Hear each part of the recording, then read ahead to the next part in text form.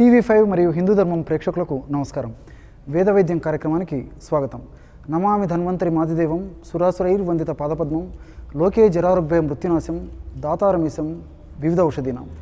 ఈరోజు మన ఈ వేద వైద్యం కార్యక్రమంలో పొట్టలో పురుగులు అనేటువంటి సమస్యకు సంబంధించి ఆ పొట్టలో పురుగులు వచ్చేందుకు కారణాలేంటి, అదేవిధంగా అలాంటి సమస్య ఉన్నప్పుడు ఎలాంటి లక్షణాలు ఉంటాయి, మరి అలాంటి సమస్య ఉన్నప్పుడు ఎలాంటి చక్కటి గృహవైద్య చికిత్సా విధానాలని పాటించాలి మొదలగు వివరాలు తెలుసుకోబోతూ ఉన్నాం. పొట్టలో పురుగులు, దీన్నే ఇంగ్లీష్లో వార్మ్ ఇన్ఫెస్టేషన్ అనేటువంటి పేరుతో పిలుస్తూ ఉంటారనమాట. వార్మ్ ఇన్ఫెస్టేషన్ అనేటువంటి పేరుతో పిలుస్తూ ఉంటారనమాట. మరి ఈ సమస్యను గురించి మరిన్ని వివరాలు తెలుసుకోవాలంటే వేలాది సంవత్సరాల క్రితమే మన మహర్షులు ఆంత్రజ క్రిములు అనేటువంటి పేరుతోనూ ఉదర క్రిములు అనేటువంటి పేరుతోనూ మరి ఈ యొక్క సమస్యను గురించి చక్కగా వివరించి అదేవిధంగా సంపూర్ణంగా దానికి సంబంధించినటువంటి చికిత్సా విధానాల గురించి తెలియజేయడం జరిగిందనమాట. ఆంత్రక్రిములు లేదా ఉదర క్రిములు. మరి ఈ ఆంత్రక్రిములు లేదా ఉదర క్రిములు అనేటువంటి ఈ సమస్య సర్వసాధారణంగా వివిధ రకాలైనటువంటి క్రిముల వల్ల కలుగుతూ ఉంటాయన్నమాట. ఆ క్రిముల్లో ఉదాహరణకి ఆధునికులు వైద్య శాస్త్రజ్ఞులు చెప్పేది ఏంటంటే పిన్ వామ్సు, రౌండ్ వామ్సు, హుక్ వామ్సు, టేప్ వామ్సు, ఇలా రకరకాలైనటువంటి పురుగులు మరి కడుపులో ప్రేవుల్లో తిష్ట వేసుకుని వివిధ రకాలైనటువంటి ఇబ్బందులను గురి చేస్తూ ఉంటాయన్నమాట. మరి ఇలాంటి క్రిములు కడుపులోకి చేరేదానికి, పొట్టలోకి చేరేదానికి, ప్రేవుల్లోకి చేరేదానికి ప్రధానమైనటువంటి కారణం అపరిశుభ్రమైనటువంటి ఆహార పానీయాలు సేవించడం ప్రధానం అన్నమాట. అపరిశుభ్రమైనటువంటి ఆహార పానీయాలు సేవించినప్పుడు ఈ సమస్యలు కలుగుతూ ఉంటాయన్నమాట.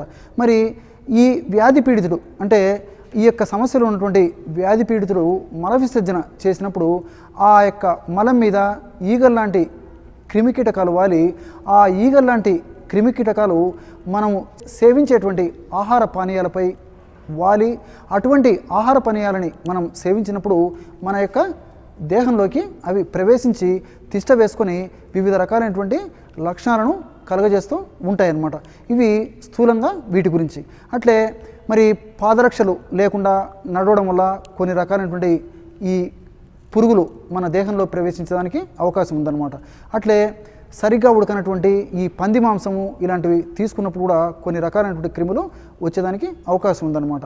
అట్లే ఈ ఏలిక పాములు అనేటువంటి పురుగులు కడుపులో ఉన్నప్పుడు మరి ఒక్కొక్కసారి ఆ యొక్క వాంతుల్లో ఈ ఏలిక పాములు కూడా బయటకు వచ్చేటువంటి పరిస్థితి ఉంటుందన్నమాట.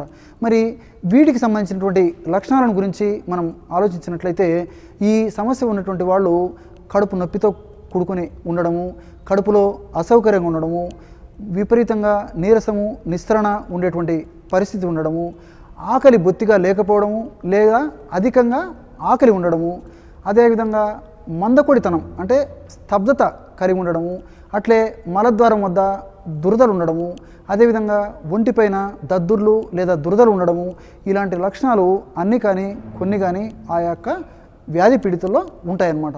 అట్లే సర్వసాధారణంగా ఈ యొక్క పొట్టలో లేదా ఉదరంలో క్రిములు ఉన్నప్పుడు ఆ కుటుంబ సభ్యులందరికీ కూడా ఈ సమస్య ఉండేందుకు అవకాశం ఉంటుందన్నమాట. కొందరిలో లక్షణాలు వ్యక్తమైన ఈ సమస్య మాత్రం అందరిలో ఉండేందుకు అవకాశం ఉంటుందన్నమాట. అందుకే ఈ సందర్భంలో మరొక విషయం కూడా నాకు గుర్తు వస్తుందన్నమాట. ప్రామాణిక ఆయుర్వేద వైద్య గ్రంథమైనటువంటి మాధవ నిదానం అనేటువంటి ఆయుర్వేద వైద్య గ్రంథంలో మాధవకరుడు జ్వరో వివర్ణత శూలం హృద్రోగం సదనం భ్రమ భక్తద్వేషో అతిసారశ్చ సంజాత క్రిమిలక్షణం అని చెప్పేసి మాధవకరుడు మాధవ నిదానం అనేటువంటి ప్రామాణిక వైద్య గ్రంథంలో పేర్కొనడం జరిగిందనమాట.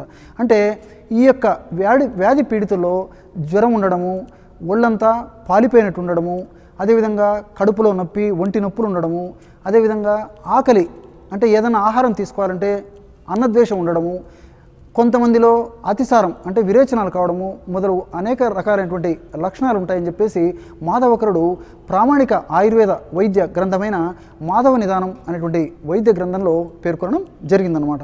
మరి పొట్టలో లేదా ప్రేవుల్లో లేదా ఉదరంలో క్రిములు చేరినప్పుడు మరి మనకై మనం తయారు చేసుకోదగ్గ చక్కటి గృహవైద్య విధానాల్లో కొన్నిటిని ఇప్పుడు మనం ఈ కార్యక్రమంలో తెలుసుకోబోతూ ఉన్నామన్నమాట. వాటిల్లో మొదటిది ఉదాహరణకి వాముతో ఔషధం తయారు చేసుకొని ఆ యొక్క సమస్య నుంచి బయటపడవచ్చు అన్నమాట. తెలుసు కదా వాము, దీన్నే ఓమము అనేటువంటి పేరుతో కూడా పిలుస్తూ ఉంటారనమాట. మరి ఈ యొక్క ఉదరానికి సంబంధించినటువంటి, ప్రేగులకు సంబంధించినటువంటి, జీర్ణాశయానికి సంబంధించినటువంటి సమస్తమైనటువంటి రుగ్మతల్లో, వికారాల్లో అత్యద్భుతంగా పనిచేసేటువంటి దివ్యమైనటువంటి ఆహార ఔషధం ఈ వాము. భగవంతుడు ఈ వాము లేదా ఓమంలో కూడా ఈ పురుగులను సంహరించేటువంటి అత్యద్భుతమైనటువంటి ఆ రసాయన పదార్థాలని నిక్షిప్తీకరించి మనకి ప్రసాదించాడనమాట. కాబట్టి ఈ వాముని తెచ్చుకొని శుభ్రం చేసి దూరగా వేయించేసి మెత్తగా పొడి చేసి పెట్టుకోవాలన్నమాట. ఆ యొక్క వాము పొడి 50 గ్రాములు తీసుకోండి. మీకు ఔషధం తయారు చేసి చూపించేందుకు కొద్దిగా మాత్రమే ఇందులో కలపడం జరిగిందనమాట. మీరు మాత్రం 50 గ్రాములు వాము పొడి ఈ విధంగా ఒక పాత్రలో తీసుకోండి. అట్లే ఉప్పు కూడా ఒక 50 గ్రాములు తీసుకోండి. వాము పొడి 50 గ్రాములు, ఉప్పు 50 గ్రాములు, ఈ రెండు కలిపేసి ఔషధం తయారు చేసుకొని వాడుకోవడం వల్ల కడుపులోను, ప్రేవులోను, ఉదరంలోను ఉన్నటువంటి వివిధ రకాలైనటువంటి సమస్తమైనటువంటి ఈ యొక్క పురుగులు నశించిపోయేటువంటి పరిస్థితి ఏర్పడుతుందన్నమాట. చూడండి, సూక్ష్మంలో మోక్షం అని చెప్పేసి మన పెద్దలు చెప్తూ ఉంటారనమాట. అంటే ఇక్కడ సూక్ష్మంగా మనకు కనిపించినప్పటికీ ఈ యొక్క ఔషధాన్ని వాడుకొని సద్వినియోగం చెందినప్పుడు దాని యొక్క అత్యద్భుతమైనటువంటి శక్తి మనకి అవగాహనకి వస్తుందన్నమాట. చూసారు కదా, కేవలము వామును వేయించి చేసినటువంటి చూర్ణం 50 గ్రాములు తీసుకున్నాము. అట్లే ఉప్పు 50 గ్రాములు తీసుకున్నాము. ఈ రెంటిని బాగా మెత్తగా నూరేసి ఒక గాజు సీసాలో నిల్వ ఉంచుకొని రోజు ఉదయం పూట భోజన సమయంలో ఆహారంలో మొదటి ముద్దలో ఒక అరచెంచా ఈ యొక్క పొడిని కలిపేసి ఆ యొక్క భోజనాన్ని అంటే మొదటి ముద్దను తింటూ ఉండడం వల్ల కొన్నాళ్ల పాటు ఇలా చేయడం వల్ల ఉదరంలోనూ, కడుపులోనూ, ప్రేవుల్లోనూ ఉండేటువంటి వివిధ రకాలైనటువంటి క్రిములు, అంటే ఇంతకుముందే చెప్పుకున్నట్లు పిన్వాము, అదేవిధంగా టేప్ వాము, ఇలాంటి క్రిములన్నీ కూడా, రౌండ్ వామ్స్ ఇలాంటివన్నీ కూడా ఆ యొక్క హరించిపోయేటువంటి పరిస్థితి ఏర్పడుతుందన్నమాట. ఈ యొక్క ఔషధాన్ని కూడా ఇంతకుముందే చెప్పుకున్నాం కదా, మరి కుటుంబంలో ఒక్కరికి ఈ సమస్య ఉంటే, అంటే ఈ పురుగుల సమస్య ఉంటే అందరికీ వచ్చేటువంటి అవకాశం ఉంటుంది. కాబట్టి మరి ఆహార ద్రవ్యంగా ఎలాంటి దుష్పరిణామాలు లేనటువంటి ఔషధ ద్రవ్యంగా ఈ యొక్క పదార్థాన్ని వాడుకొని ఆ సమస్య నుంచి బయటపడవచ్చు అన్నమాట. అట్లే భగవంతుడు ఈ వెల్లుల్లిలో కూడా సమస్తమైనటువంటి క్రిములను నశింపజేసేటువంటి శక్తివంతమైనటువంటి ఔషధ గుణాలని, రసాయన పదార్థాలని నిక్షిప్తీకరించి నిత్యస్మరణీయులు, ప్రాతస్మరణీయులు, సదాస్మరణీయులు, చిరస్మరణీయులు అయినటువంటి మన మహర్షుల ద్వారా మనకి ప్రసాదించారనమాట.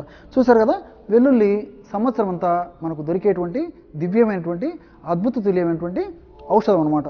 అందుకే తల్లి చేసే మేలు అంటే వెల్లుల్లి అద్భుతమైనటువంటి ఔషధం అంటే చాలా ఆశ్చర్యం వేస్తుంది అనమాట. అంటే తల్లిలాగా అత్యద్భుతంగా ఉపయోగపడుతుంది. కాబట్టి తల్లికి వెల్లుల్లికి పోలిక చెప్తూ ఉంటారనమాట. అంటే తల్లిలాగా సదా కాపాడుతూ, వెన్నంటి కాపాడుతూ మన ఆరోగ్యాన్ని రక్షిస్తూ ఉంటుంది. కాబట్టి తల్లికి వెల్లుల్లికి పోలిక పెట్టి మన పెద్దలు చెప్పడం జరిగిందనమాట. ఈ వెల్లుల్లిని తీసుకొని ఈ విధంగా వెల్లుల్లి రెబ్బలు తీసుకొని, సన్న రెబ్బలైతే 3 వరకు తీసుకోవచ్చు, లావు అయితే ఒక 2 రెబ్బలు రోజు ఉదయం పూట తీసుకుంటూ ఉండాలన్నమాట ఆహారం తర్వాత. ఈ విధంగా ఒక వారం పాటు ఈ వెల్లుల్లి రెబ్బరిని 2 లేదా 3 ఈ విధంగా తీసుకోవడం వల్ల మరి పేవుల్లోనూ, కడుపులోనూ, ఉదరంలోనూ ఉన్నటువంటి సమస్తమైనటువంటి ఆ యొక్క క్రిములు లేదా పురుగులు తగ్గిపోయి మరలా కూడా ఆ యొక్క పురుగులు ఆ ప్రాంతంలో మళ్ళా ఉత్పత్తి కాకుండా ఇందులో ఉన్నటువంటి రసాయన పదార్థం కాపాడుతూ ఉంటుందన్నమాట. ఈ యొక్క ఔషధాన్ని కూడా కుటుంబ సభ్యులందరూ కూడా వాడుకోవచ్చు అన్నమాట.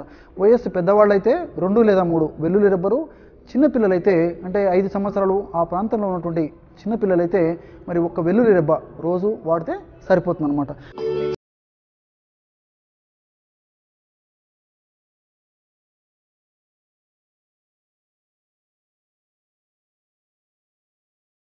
చక్కటి ఔషధాన్ని కూడా భగవంతుడు మానవాళి సంక్షేమం కోసం, మానవాళి అభివృద్ధి కోసం, మానవాళి ఆరోగ్య పరిరక్షణ కోసం, మానవాళి అభ్యున్నతి కోసం మనకి ఋషి పుంగవుల ద్వారా ప్రసాదించాడనమాట. అదేంటంటే ఈ వాయు విడంగాలు అనేటువంటి ఔషధంలో కూడా ఈ పొట్టలోను, కడుపులోను, ఉదరంలోనూ ఉన్నటువంటి పురుగులను సంహరించేటువంటి శక్తి భగవంతుడు నిక్షిప్తీకరించి మనకి ప్రసాదించాడనమాట. అందుకే విడంగం క్రిమిజ్ఞానం అని మన ఆయుర్వేద వైద్యశాస్త్రంలో చెప్పబడింది అనమాట. అంటే క్రిములు లేదా పురుగులను చంపేటువంటి దివ్యమైనటువంటి ప్రప్రథమ స్థానం వహించేటువంటి ఔషధ ద్రవ్యాల్లో విడంగ అంటే వాయు విడంగాలు ప్రధాన స్థానం ఆక్రమించాయన్నమాట. అందుకే విడంగం క్రిమిజ్ఞానం శ్రేష్టం అంటే క్రిములను చంపేటువంటి శ్రేష్టమైనటువంటి ద్రవ్యాల్లో ఈ యొక్క విడంగాలకి ప్రాముఖ్యం ఇవ్వడం జరిగిందనమాట. ఈ విడంగాలు కూడా సమస్తమైనటువంటి ప్రేవుల్లో ఉన్నటువంటి సమస్తమైనటువంటి ఈ క్రిములను పురుగులను సంహరించేటువంటి శక్తి వీటికి ఉందన్నమాట. ఈ విడంగాలు సంవత్సరం అంతా కూడా మనకి ఆయుర్వేద ఔషధ విక్రయశాలల్లో పచారీ కొట్లలో కూడా దొరుకుతాయి అన్నమాట.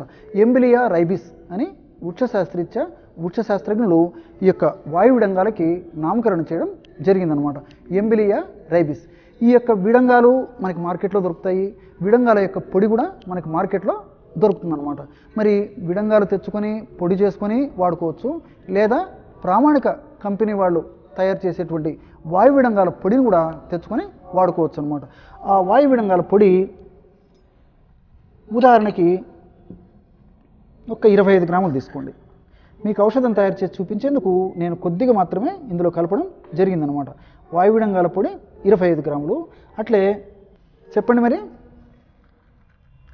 చాలామంది చూసే ఉంటారనమాట. మోదుగ విత్తులు, పలాస బీజాలు అంటారనమాట. మోదుగ చెట్టు యొక్క విత్తనాలు ఏవైతే ఉన్నాయో ఇవి మోదుగ విత్తులు. ఈ మోదుగ విత్తుల్లో కూడా కడుపులోను ప్రేవుల్లోనూ ఉండేటువంటి సమస్తమైనటువంటి క్రిములను సంహరించేటువంటి శక్తి ఉందన్నమాట. సో మోదుగ విత్తులు వీటినే పలాస బీజాలు అనేటువంటి పేరుతో పిలుస్తారనమాట. బ్యూటియా మోనోస్పర్మా అని వృక్షశాస్త్రజ్ఞులు ఈ మోదుగకి నామకరణం చేయడం జరిగిందనమాట. సంవత్సరం అంతా కూడా మనకి ఈ మోదుగ విత్తులు మార్కెట్లో దొరుకుతాయి అన్నమాట. ఈ మోదుగ విత్తులు తెచ్చుకొని చక్కగా చూర్ణం చేసేసి ఆ యొక్క చూర్ణాన్ని కూడా ఒక 25 గ్రాములు ఈ యొక్క పదార్థాన్ని వాడుకొని ఆ సమస్య నుంచి బయటపడవచ్చు అనమాట. అట్లే భగవంతుడు ఈ వెల్లుల్లిలో కూడా సమస్తమైనటువంటి క్రిములను నశింపజేసేటువంటి శక్తివంతమైనటువంటి ఔషధ గుణాలని రసాయన పదార్థాలని నిక్షిప్తీకరించి నిత్యస్మరణీయులు, ప్రాతస్మరణీయులు, సదాస్మరణీయులు, చిరస్మరణీయులు అయినటువంటి మన మహర్షుల ద్వారా మనకి ప్రసాదించారనమాట. చూసారు కదా, వెల్లుల్లి సంవత్సరం అంతా మనకు దొరికేటువంటి దివ్యమైనటువంటి అద్భుత తుల్యమైనటువంటి ఔషధం అనమాట. అందుకే తల్లి చేసే మేలు అంటే వెల్లుల్లి అద్భుతమైనటువంటి ఔషధం అంటే చాలా ఆశ్చర్యం వేస్తుంది అనమాట. అంటే తల్లిలాగా అత్యద్భుతంగా ఉపయోగపడుతుంది కాబట్టి తల్లికి వెల్లుల్లికి పోలిక చెప్తూ ఉంటారనమాట. అంటే తల్లిలాగా సదా కాపాడుతూ వెన్నంటి కాపాడుతూ మన ఆరోగ్యాన్ని రక్షిస్తూ ఉంటుంది కాబట్టి తల్లికి వెల్లుల్లికి పోలిక పెట్టి మన పెద్దలు చెప్పడం జరిగిందనమాట. ఈ వెల్లుల్లిని తీసుకొని ఈ విధంగా వెల్లుల్లి రెబ్బలు తీసుకొని సన్న రెబ్బలైతే 3 వరకు తీసుకోవచ్చు, లావు అయితే ఒక 2 రెబ్బలు రోజు ఉదయం పూట తీసుకుంటూ ఉండాలన్నమాట ఆహారం తర్వాత. ఈ విధంగా ఒక వారం పాటు ఈ వెల్లుల్లి రెబ్బరిని 2 లేదా 3 ఈ విధంగా తీసుకోవడం వల్ల మరి పేవుల్లోనూ కడుపులోనూ ఉదరంలోనూ ఉన్నటువంటి సమస్తమైనటువంటి ఆ యొక్క క్రిములు లేదా పురుగులు తగ్గిపోయి మరలా కూడా ఆ యొక్క పురుగులు ఆ ప్రాంతంలో మళ్ళా ఉత్పత్తి కాకుండా ఇందులో ఉన్నటువంటి రసాయన పదార్థం కాపాడుతూ ఉంటుందన్నమాట. ఈ యొక్క ఔషధాన్ని కూడా కుటుంబ సభ్యులందరూ కూడా వాడుకోవచ్చు అనమాట. వయస్సు పెద్దవాళ్ళైతే 2 లేదా 3 వెల్లుల్లి రెబ్బరు, చిన్నపిల్లలైతే అంటే 5 సంవత్సరాలు ఆ ప్రాంతంలో ఉన్నటువంటి చిన్నపిల్లలైతే మరి ఒక్క వెల్లుల్లి రెబ్బ రోజు వాడితే సరిపోతుందన్నమాట.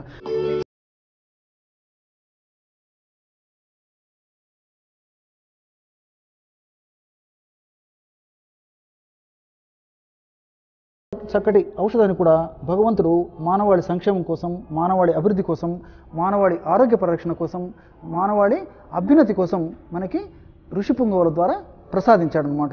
అదేంటంటే ఈ వాయు విడంగాలు అనేటువంటి ఔషధంలో కూడా ఈ పొట్టలోను కడుపులోను ఉదరంలోనూ ఉన్నటువంటి పురుగులను సంహరించేటువంటి శక్తి భగవంతుడు నిక్షిప్తీకరించి మనకి ప్రసాదించాడనమాట. అందుకే విడంగం క్రిమిజ్ఞానం అని మన ఆయుర్వేద వైద్య శాస్త్రంలో చెప్పబడిందనమాట. అంటే క్రిములు లేదా పురుగులను చంపేటువంటి దివ్యమైనటువంటి ప్రప్రథమ స్థానం వహించేటువంటి ఔషధ ద్రవ్యాల్లో విడంగ అంటే వాయు విడంగాలు ప్రధాన స్థానం ఆక్రమించాయన్నమాట. అందుకే విడంగం క్రిమిజ్ఞానం శ్రేష్టం అంటే క్రిములను చంపేటువంటి శ్రేష్టమైనటువంటి ద్రవ్యాల్లో ఈ యొక్క విడంగాలకి ప్రాముఖ్యం ఇవ్వడం జరిగిందనమాట. మధ్యాహ్నం ఒకసారి, సాయంత్రం ఒకసారి, రోజుకి 3 సార్లు ఈ పద్ధతిలో అంటే 50 మిల్లీలీటర్ల గోరువెచ్చని పాలల్లో 1 గ్రాము స్వచ్ఛమైనటువంటి పసుపు పొడి కలిపేసి సేవిస్తూ ఉండాలన్నమాట. ఈ యొక్క ఔషధాన్ని కూడా కుటుంబ సభ్యులందరూ కూడా కొన్నాళ్ల పాటు వాడితే ఆ యొక్క సమస్య తగ్గిపోవడంతో పాటు మరలా ఈ యొక్క సమస్య పునరావృతం కాకుండా కూడా ఇది మనల్ని కాపాడుతుంది అనమాట. చూసారు కదా, మరలా పునరావృతం కాకుండా కూడా ఈ పసుపు మహాతల్లి మనల్ని కాపాడుతుంది అనమాట. మరొక చక్కటి ఔషధాన్ని కూడా ఇప్పుడు మనం తయారు చేసుకోబోతూ ఉన్నాం అనమాట. అదేంటంటే తెలుసు కదా, పోక చెక్కలు. తెలుసు కదా, పోక చెక్కలు. చూడండి, సంవత్సరం అంతా ఈ పోక చెక్కలు కూడా మనకి మార్కెట్లో దొరుకుతాయి అన్నమాట. ఈ పోక చెక్కలని క్రముక అనేటువంటి పేరుతో సంస్కృతంలో పిలుస్తారనమాట. ఈ పోక చక్కెరనే మనం తాంబూలంలో సేవించేటప్పుడు ఈ పోక చక్కెరను వాడడం మనకు అందరికీ తెలిసినటువంటి విషయం. మరి తగినన్ని పోక చెక్కలు తీసుకొని ఈ తగినన్ని పోక చెక్కల్లో తాజా మజ్జిగ తగినంత కలిపేసి ఒక 4-5 గంటల సేపు నానబెట్టేసారనమాట. అంటే తగినన్ని పోక చెక్కలు తీసుకోవాలి. ఆ తగినన్ని పోక చెక్కల్లో స్వచ్ఛమైనటువంటి మజ్జిగ ఈ విధంగా వేసి కొన్ని గంటల సేపు నానబెట్టేసి తర్వాత ఆ పోక చెక్కలను తీసుకొని మెత్తగా నూరేసి శనగల సైజు మాత్రలు తయారు చేసి ఎండించి పెట్టుకోవాలన్నమాట. ఆ విధంగా తయారు చేసుకున్నటువంటి మాత్రలు ఇలా ఉంటాయన్నమాట. చూసారు కదా, శనగల సైజు మాత్రలు కేవలము పోక చెక్కలని మజ్జిగలో నానించేసి తర్వాత మెత్తగా నూరేసి ఈ విధంగా తయారు చేసుకున్నటువంటి మాత్రలను బాగా ఎండించి ఈ విధంగా తయారు చేసి పెట్టుకోవాలన్నమాట. చూసారు కదా, ఈ మాత్రలని రోజు ఉదయం ఒక మాత్ర, సాయంత్రం ఒక మాత్ర, రాత్రి ఒక మాత్ర క్రమం తప్పకుండా ఆహారం తర్వాత సేవించి ఒక కప్పు కాచి చల్లార్చినటువంటి నీళ్లు సేవించడం వల్ల అతి త్వరలోనే ఆ సమస్య నుంచి బయటపడవచ్చు అనమాట. అట్లే ఆయుర్వేద వైద్య విధానంలో కూడా అజమోదాది చూర్ణం అనేటువంటి ఔషధం ఈ యొక్క సమస్యకి చాలా చక్కగా ఉపయుక్తకరంగా పనిచేస్తుంది అనమాట. ఈ అజమోదాది చూర్ణం అనేటువంటి ఈ యొక్క ఔషధాన్ని రోజు ఉదయం ఒకసారి, సాయంత్రం ఒకసారి 1/2 టీ స్పూను ఔషధాన్ని 50 మిల్లీలీటర్ల గోరువెచ్చని నీళ్లలో కలిపేసి క్రమం తప్పకుండా కొన్నాళ్ల పాటు సేవించడం వల్ల అతి త్వరలోనే ఆ సమస్య నుంచి బయటపడవచ్చు అనమాట. అట్లే క్రిమి సంహారిణి వటి అనేటువంటి మాత్రలు కూడా ఉదయం ఒకటి, సాయంత్రం ఒకటి, రాత్రి ఒకటి సేవించడం వల్ల కూడా ఆ సమస్య నుంచి బయటపడవచ్చు అనమాట. అట్లే అజమోదార్క అనేటువంటి ద్రవరూప ఔషధం కూడా ఉదయం ఒకసారి, రాత్రి ఒకసారి ఆహారం తర్వాత 2 చెంచాల ఔషధంలో 2 చెంచాల నీరు చేర్చి సేవించడం వల్ల కూడా ఈ యొక్క సమస్య నుంచి బయటపడవచ్చు అనమాట. ఇప్పుడు మనం చెప్పుకున్నటువంటి ఆయుర్వేద ఔషధాల్లో ఏదో ఒకటి వాడితే సరిపోతుందన్నమాట. అట్లే చిన్నపిల్లలైతే మనం చెప్పుకున్నటువంటి డోసులో సగం వాడితే సరిపోతుందన్నమాట. చూశారు కదా, ఈరోజు మన ఈ వేద వైద్యం కార్యక్రమంలో పొట్టలో లేదా ఉదరంలో లేదా ప్రేవుల్లో లేదా కడుపులో జనించేటువంటి ఈ క్రిముల గురించి లేదా పురుగుల గురించి, ఆ యొక్క పురుగులకు సంబంధించి ఎలాంటి గృహవైద్య చికిత్సా విధానాలు ఉన్నాయి, అట్లే ఎలాంటి ఆయుర్వేద వైద్య విధానాలు ఉన్నాయి మొదలగు వివరాలు తెలుసుకున్నాం కదా. రేపు మరొక కార్యక్రమంలో మరొక అంశంతో మీ ముందుంటాం. అంతవరకు నమస్కారం. లోక సమస్త సుఖినో భవంతు.